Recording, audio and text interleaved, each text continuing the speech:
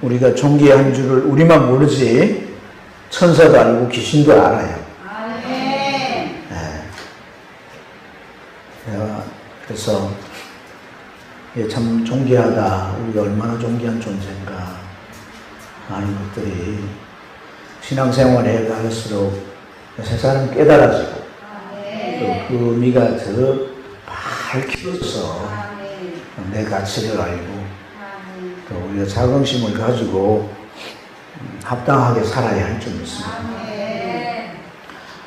우리가 또 이제 하나님 앞에 이렇게 맡겨진 그런 이제 이 직무들은 참으로 거룩하고 참으로 소중한 거예요. 그래서 그런 것을 하나님이 맡기실 때 바울 사도의 고백처럼 정말 충성하고 헌신할 줄로 믿기 때문에 그렇게 내게 직분을 맡기시니 그랬잖아요. 수입사님은 성경책 교회 거에 보낼 거예요. 진짜로? 네. 아니, 난 교회 거다가 막 이렇게 색연필을 가지고 막 그러길래 깜짝 놀랐네. 네, 보낼 것이구나. 그래요. 그래서 우리가 참, 그런 성도의 직분을 우리가 천사도 헌모한다고 그랬잖아요. 그러니까 우리의 신앙의 지식이라고 하는 것은 세상에서 잘 우리의 신분이든 직무든 또 우리가 신앙 안에 모든 것에 대해서 잘 모르잖아요. 세상 지식으로 이해할 수가 없잖아요. 세상 지식으로 비추어서 그의 귀한 건가 정말 얼마나 소중한가 하는 걸 알 수가 없는 거예요. 그래서 하나님의 말씀을 통해서 정말 우리가 귀한 줄 알아야 되고 그 말씀이 이렇게 이게 참 귀하다라고 하는 걸 일깨워 주시는 큰 은혜가 있어요. 그렇지 않습니까? 우리가 세상에 살면 소중한 게 있잖아요. 나름. 그죠? 그것을 아주 잘 관리하고 특별히 관리하잖아요. 그죠? 그렇지 않습니까? 이건 정말 귀한 일이고 이게 내 인생의 운명을 좌우하거나 나중에 나로 하여금 너무 영광스러울 거라고 생각하면 그것에 내가 마음을 쏟고 우선순위를 거기에 두고 집중한단 말이에요. 아멘. 제가 이렇게 한 말을 하는 이유를 아시겠죠? 아멘. 네? 아멘. 우리가 주님 앞에서 맡겨진 이런 것들을 소중히 여기고 또 우리 자녀들도 그렇게 가르치고 그렇게 잘 지도하고 이끌어야 할 줄로 믿습니다. 오늘 우리가 읽은 이 시편은 하나님 앞에 기도하는 내용도 있고 고백하는 내용도 있는데 그러나 이 시편에서 우리가 더 많이 볼 수 있는 부분은 뭐냐 하면 하나님에 대한 신뢰가 아주 크다는 거예요. 하나님을 무한 신뢰하는 거예요. 하나님에 대한 그 신뢰하는 마음이 아주 크고 깊고 아주 광대하다는 것을 우리가 알 수가 있어요. 그래서 주 밖에는 나의 복이 없습니다. 주님 밖에는 자신의 복이 없다고 이렇게 어떤 하나님에 대한 그 신뢰를 유일하게 이렇게 고백하고 내가 다른 신에게는 예물을 드리지 않겠습니다. 다른 신에게 예물을 드린 자는 그 괴로움을 더 많이 받을 뿐입니다. 그래서 하나님에 대한 절대 신앙을 이렇게 고백하고 뿐만 아니라 내 자녀과 나의 자녀 소득 이것이 다른 게 아니라 하나님입니다.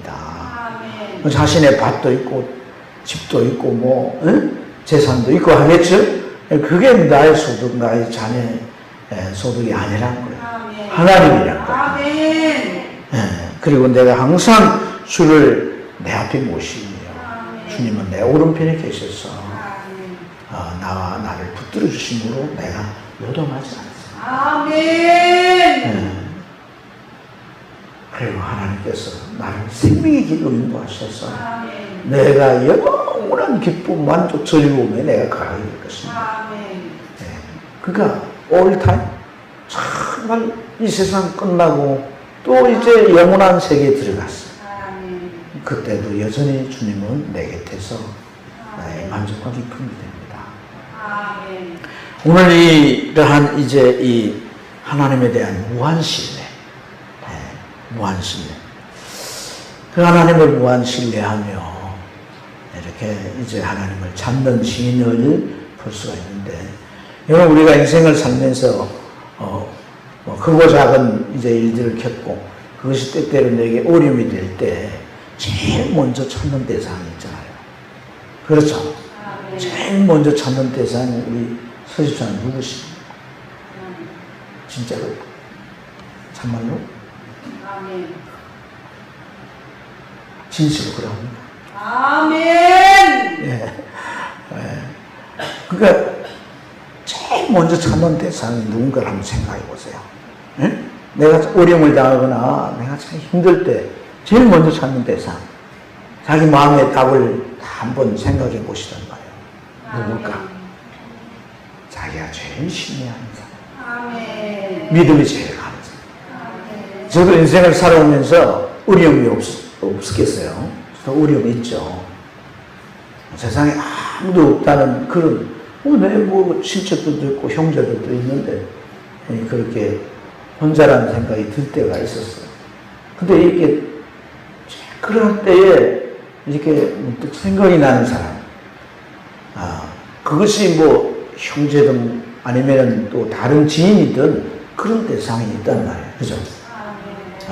그건 뭐냐면 자기 마음에 자리에 가장 남아있는 사람이고, 정말 신뢰하고, 또 어떤 상황에 그를 만나면 참으로 지금 내 이 처지에서 내가 위로를 받든 해결을 받든 은혜를 입든 그럴 수 있겠다는 생각. 근데 오늘 우리의 신앙을 가진 신앙인들은 정말 제일 먼저 찾아지는 대상이 하나님이에요. 아멘. 그러기를 축복합니다. 아멘. 하나님이 내가 제일 먼저 찾는 대상이 돼야 돼. 이것이 정말 진정한 신앙의 모습인 줄로 믿습니다. 아멘. 여러분, 우리가 그냥 평소 살아가도 하나님을 찾아야 되겠지만 어떤 문제 앞에 하나님을 찾아야 된다는 것은 무엇 때문일까요? 무엇 때문에 하나님 먼저 찾아야 될까요? 그 문제 해결을 받기 위해서입니까? 하나님 무엇 때문이겠어요? 하나님은 주님께서 그랬어요. 참새 한 마리라도 하나님 허락이 없이는 땅에 떨어지는 법이 없다고 하셨어요. 아멘. 하나님께서 우리를 살피시고 우리를 향한 섭리를 펴실 때에 그런 작은 문제 하나까지도 하나님의 간섭 속에 있다는 거 아니겠어요? 아멘. 그럴 때 내게 찾아온 이 어려움을 내가 이걸 해결하는 것만이 아니라 이 문제의 원인이 무엇이며 이게 왜 왔는지를 알 때 내가 내 인생의 문제를 찾게 되고 그 문제를 하나님 앞에서 풀어가는 그러한 이제 시발점이 되기 때문인 거예요. 그래서 이것은 공식과 같은 거다. 아멘. 아멘입니다. 아멘. 다른 데 다 찾아보고 마지막에 이제 최종적으로 하나님 찾는 게 아니라 정말 우리가 하나님부터 찾을 때 그 문제 해결뿐 아니라 그 문제를 유발할 수밖에 없는 그런 우리의 약점이나 우리 인생이 가지고 있는 아주 복잡한 그러한 연약함들도 회복할 수 있게 주님이 정리하시고 고치시고 우리를 바로 세워 가시는 줄로 믿습니다. 오늘 이 시가 다윗의 시인데요. 다윗은 한때 말입니다. 한때 자신에게 정말 힘이 되겠다. 이 불리한 상황에서 자신을 보호하고 지켜주고 자신의 앞길을 살 수 있는 길을 열어주겠다는 그런 생각을 가지고 하나님을 먼저 찾지 않고 힘 있는 사람을 찾았어요. 그게 누구냐면 블레셋의 그 아기스라고 하는 왕. 사울이 그를 죽이려고 하니까 사울이 지배하는 유대 땅에서는 살 수가 없는 거예요. 그래가지고 그는 정말 살기 위해서 어디로 갔냐면 블레셋으로 간 거야. 그리고 그 아기스 왕 아래에서 군장으로, 군인으로 용병의 그 이제 직무를 맡아서 전쟁터에 나가고 그렇게 한동안 지내게 되는 거예요. 그런데 그런 자신의 선택과 자기에게 정말 도움이 되겠다고 하나님 아닌 그 힘 있는 사람을 찾아간 결과가 그리 오래 가지 못했어요. 얼마 못 가 그는 정말 끝장날 수밖에 없는 그런 상황에 놓이게 되잖아요. 블레셋의 그 골리앗을 죽인 장본인이다 하는 게 들통이 나면서 그는 저행이 될 수 있는 상황에 직면하게 됩니다. 그래서 하나님께서 참 그 위기를 모면하시가 해서 풀려나서 광야로 들어가서 이제 지내게 되는데 그런 순간을 그가 경험하면서 아주 그가 확실하게 배운 게 있는데 그게 뭐냐면 어떤 문제 앞에서도 하나님 먼저 잡고 아멘. 내가 어디로 가야 할지 무엇을 해야 할지 하나님께 묻고서 그 하나님의 응답을 확실히 받아야 움직이는 그런 신앙이 됐어요. 그래서 말입니다. 그 이후부터 그가 죄 짓는 일 외에는 형통했던 거예요. 할렐루야. 아멘. 다윗의 얘기를 제가 종종 했지만은 다윗이 어느 순간에도 하나님에게 묻고 하나님의 뜻을 따라 행하느냐면 나라가 말이죠. 나라가 사울이 지배하지만은 사실 그 정치적으로 보면 유다 지파가 사울이 왕이지만은 사실 이 다윗이 유다 지파 사람이잖아요. 그렇기 때문에 다윗 편인 거죠. 그래서 그가 광야 시절 10년이 지나고 자기에게 모인 사람들을 통해서 자꾸 여기저기 전쟁을 하면서 구인들로 양성이 됐어요. 그래가지고 그가 이제 그런 상황에 어떤 소식을 듣게 되냐면 비보를 듣게 되는데 사울 왕이 블레셋 군대가 싸우다가 죽었다는 거예요. 자기 친구 요나단도 죽었다는 거예요. 장관이 군 장군이. 다 이제 죽어서 사울 왕가가 초토화된 거예요. 그러면 그가 이제 하나님의 왕으로 그의 기름 부었잖아요. 하나님이 그를 세웠잖아요. 그러니까 이스라엘 왕이 그냥 되면 되는 거잖아요. 그렇죠? 누가 그를 반대하겠어요? 그런데 하나님께 묻는 거예요. 어찌할까요? 그러니까 하나님이 유다로 올라가는 거예요. 유다. 광야에서 유다로 올라가는 거예요. 그 유다로 올라가서 거의 한 7, 8년을 유다를 다스리는 거예요.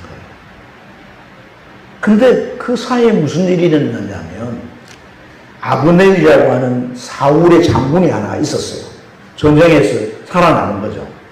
그리고 이스보셋이라고 하는 아들이 있었던 거예요. 왕자죠, 왕.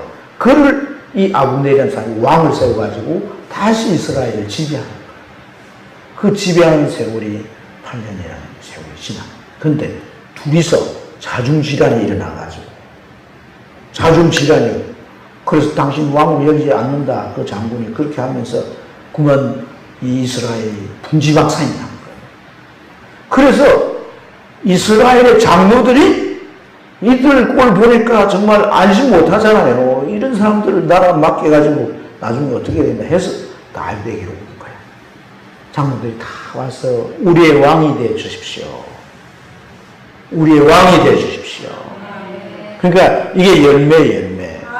이게 아직까지 익지 않았어요. 따면 먹을 수는 있지만 떫어서 먹지 못하는 거죠. 다 익어서 딸 때 달잖아요. 할렐루야.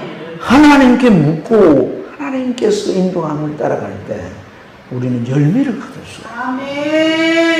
열매를 거둘 수가 있다. 할렐루야. 그래서 여러분 하나님 앞에 묻고 인도를 받는 걸 어려워하지 마세요. 지난 주일 설교가 뭐였어요?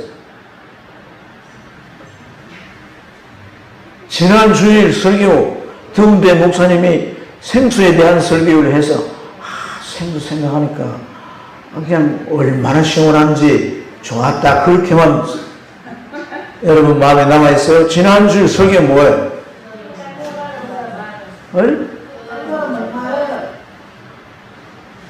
그게 또 다른 목마름은 문제지. 또 다른 목마름. 그걸 어떻게 하란 말이냐는 거죠. 또 다른 목마름을. 물 좀 주소! 뭐 그런 노래 부르고 앉았을 거예요. 물은 사랑이요. 내가 여행을 가다가 처녀를 만나면 그와 함께 살겠소. 뭐 그렇게 하고 있을 거예요. 또 다른 목마름을 해결해 줄 생수는 어떤 생수라 그랬어요? 예수 그리스도. 그래서 또 다른 목마름을 해결해 주실 수 있는 생수가 예수님이 주시는 생수가 뭐라 그랬어요? 성령. 아니 문제에 탄 내가 몇 차례 돌고 돌아가지고 이제 성령이 나오는데 이처럼 여러분들은 정말 대단하십니다. 아이고. 그래서 내가 성령에 대한 간증도 얘기했잖아요. 하나님이 왜 우리에게 성령을 보내셨느냐는 거예요. 응? 다윗 때보다 더 가까이 우리에게 응답해 주시고. 그러니까 성령께 묻고 성령의 답을 얻는 이 훈련이 잘 되어 있어야 돼요. 아멘입니까? 성령께 묻고 답을 얻는 이 훈련이 잘 되어 있어야 되는데 때로는 귀신이 들려주는 말을 갖다가 성령이 들려준다고 굳세게 믿고 나중에 한숨으로 망하는 꼴을 많이 봤어요, 저는.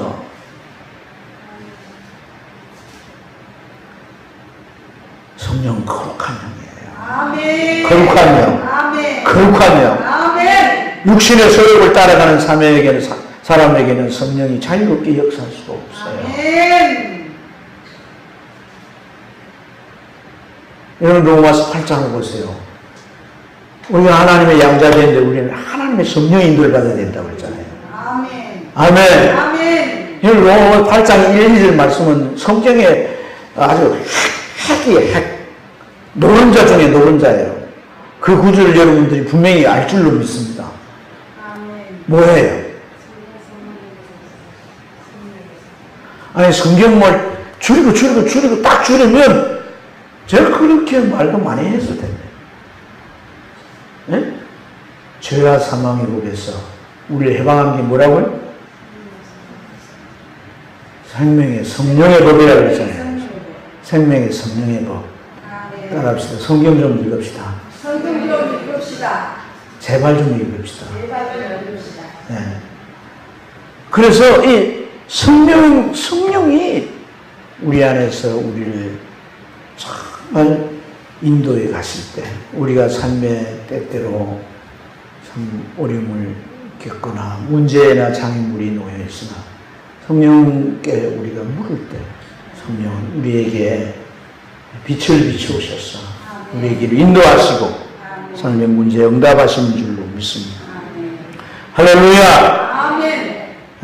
그래서 우리가 하나님을 이제 이렇게 찾는데 하나님을 우리가 제일 먼저 찾는다는 말씀을 했는데 이 하나님을 찾는 이 다윗의 모습을 보면 우리가 하나님을 물리적으로 찾을 수는 없잖아요. 그죠? 영이신 하나님이시니까. 그래서 물론 기도도 하지만은 다윗은 하나님을 찾을 때 어떻게 찾느냐 하면 신앙 고백으로 찾는 거예요. 신앙 고백으로. 할렐루야. 이 시편은 신앙 고백으로 올린 내용이거든요. 2절 보세요. 내가 여호와께 아뢰되 주는 나의 주님이시니 주밖에는 나의 복이 없나이다. 이 신앙 고백이잖아요. 그죠? 4절 보세요. 다른 신에게 예물을 드린 자는 괴로움 당할 것이라. 나는 그들이 드리는 무슨 제사 피의 전제를 드리지 아니하며 내 입술로 그들의 이름을 그 우상의 이름을 부르지 아니하리로다. 다른 신 당시 사람들은요 이미 사사시대부터 하나님도 찾았지만 그 가나안 땅의 우상들도 찾은 거예요. 왜 찾았겠어요? 응? 삶의 문제가 일어날 때 그 우상의 앞에 가가지고 그 우상을 섬기고 이제 제사를 지내고 물을 때 우상이 대답을 해준다는 말이에요. 그러니까 하나님 믿는 사람들도 그 우상에 가서 그렇게 이름을 부르며 제사를 지내고 이렇게 하는 거예요. 그래서 여기 이제 그 예물을 드린다는 말이 마하루라는 말인데 서두르다는 말이에요. 그러니까 자 문제가 이렇게 됐는데 하나님께 기도했는데 응답이 없어. 응답 빨리 안 해주시는 거예요. 그러니까 누구한테 들어보니까 바알 신이나 뭐 아세라 신이나 어떤 신에게 갔는데 아주 응답이 속해 오더라는 거예요. 그래서 그 예물을 드리는 건 서둘러서 응답을 받고자 하는 그런 거예요.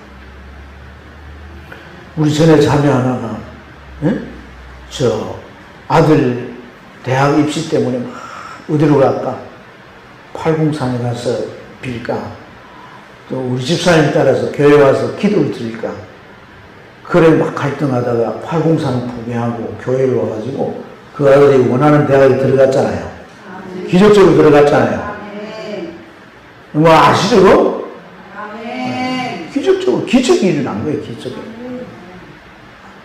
자매도 하나님 앞에 열심히 기도했죠. 그 당시 제가 토요일마다 저 무악산 저 십자바에가 기도하는데 그 자매가 다리가 불편한데도 와서 기도하고 그래요.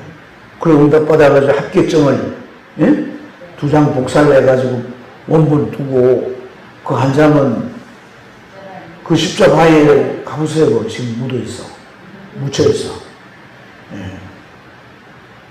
지금 어디 가서 뭘 하냐 물어보니까 대한항공의 정식 직원이래요. 대한항공. 제일 좋은 비행사잖아요. 네? 네. 요즘 코로나 때문에 못 다니는데. 아니, 저희가 김새는 얘기를 집사님 해가지고, 못 다니냐, 그 친구는 봉급 받으면 됐지. 응? 아니, 뭐, 내 아들이 대한항공 안 다닌다고 그러겠어요. 아니, 대한항공 아무나 들어가나요? 그러잖아요. 걔가 그 대학을 못 갔거든요. 재수를 했잖아요. 재수를 해가지고 두 번째 시험 쳤는데, 자기 밑에 지금 20명 뽑는데 20명이 지금 자기 뒤에 있는 거예요. 그럼 앞에 20명이 없어져야 들어갈 거 아니겠어요? 아니, 그 지 앞에 또 20명이 들어가니까 모두 말해서 40명이 없어져야 지가 들어가요. 정확하게 말하면 21명이 없어져야 제가 마지막이라도 들어가는 거란 말이에요. 그래가지고 내일 이제 발표하는데 그날 밤에 하나님께서 마지막 사람까지 합격자까지 이렇게 미련내서 계획을 올려주신 거예요. 그래가지고 명단 보고 애가 샛노래져가지고 엄마가 합격했다고.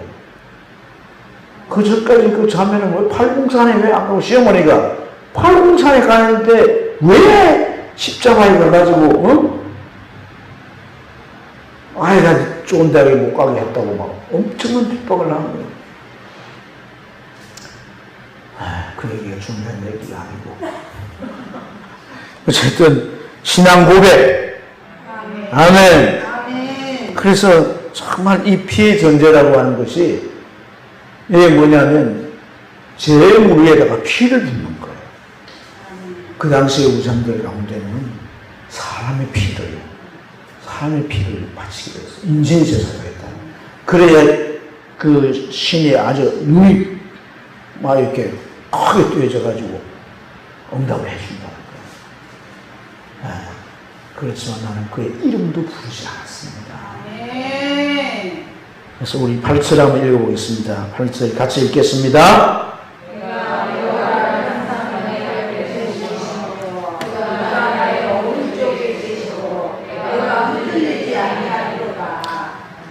하나님을 어떤 유혹이 와도 자기 마음에 다 모시니까 하나님의 오른편에 계셔서 어떤 유혹이 와도 흔들지 않고 그를 붙들어 주셨다는 거예요.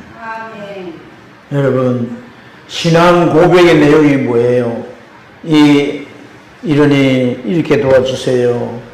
저러니 저렇게 도와주세요. 이런 내용이 아니잖아요. 기도하지만 상황이 이러하니 주께 피합니다. 지켜주세요. 라고 기도하지만은 그러나 그 기도의 마디마디 속에는요, 하나님에 대한 온전한 신뢰가 있어요.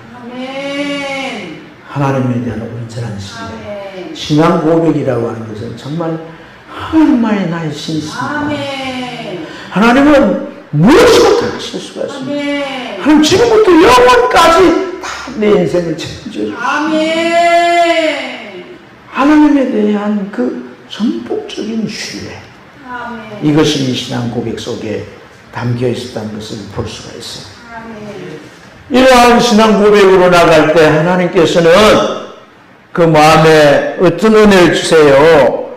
여러분, 우리가 이 마지막 그 구절 말씀에서 그러잖아요. 이러므로 나의 마음이 기쁘고 내 영도 즐거워하며 내 육체도 안전히 살리는 아멘. 전인적으로 아멘. 할렐루야. 아멘. 몸과 혼과 영을 하나님께서 충만히 채워주셨다 이거죠. 아멘. 하나님을 그렇게 전폭적으로 신뢰하는 신앙 고백을 드리며 하나님께 피하고 그 은을 찾을 때 하나님 그 안에 이 놀라운 은혜들을 채워주시고 마지막으로 그를 생명의 길로 인도하시고 그 생명의 길을 주님이 보여주실 때 그 안에 충만한 기쁨, 영원한 즐거움이 있다. 세상 살면서 먹고 사는 것, 우리가 이 세상에서 또 이루어야 할 이런 것들도 우리 인생 앞에 큰 과제이지만요. 신앙의 궁극적인 목적은 생명의 길을 가는 거예요. 아멘.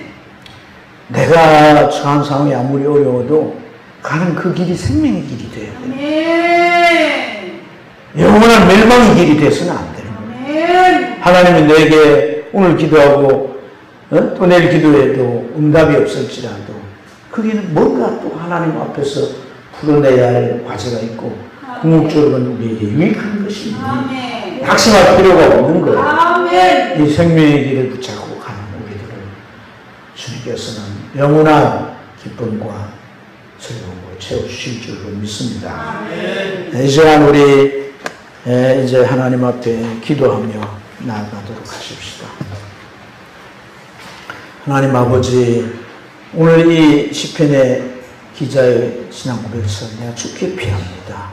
아멘. 내가 피할 곳이 주밖에 없습니다. 아멘. 주님 앞에 내가 내 상황들 처지 주저리 우리가 알기보다 정말 오늘 이 시인의 고백처럼 신앙을 고백하길 원하고 아멘. 하나님의 온전히 신뢰하는 그 아멘. 고백으로 내가 주님 앞에 기도로 깊이 나가게 하여 주실 때 아멘. 주님 내 안에 내 마음도 내 영도 내 육체도 채우시고 강건하게 하실 줄 믿습니다. 아멘.